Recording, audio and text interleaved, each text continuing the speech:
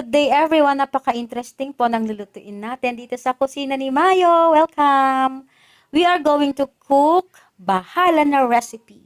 We have here the Haricot beans. Or bichuelas po yung white beans. Na yun, yan yung matagal na maluto. And also we have here banana trunk. Yan po yung ba natin, yung BA. Yes. And also we added some squid.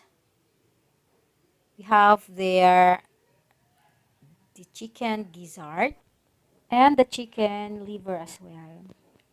We also used the grated and squeezed the coconut for cooking the Bahala recipe. We also used some ginger, garlic, the white onion. Red onion and white onion is okay. And also, of course, we have our labong for bahala na recipe for the banana trunk, ha for the haricot beans, and la for labong. That's my bahala recipe at kusina ni Mayo po. See, and also for our seasonings, we added some ground black pepper, pinch of salt, and our magic syrup. We also added for some more delicious taste, we added pork and carrots. Carrots that's optional only, okay? That's for only for adding more color to the food.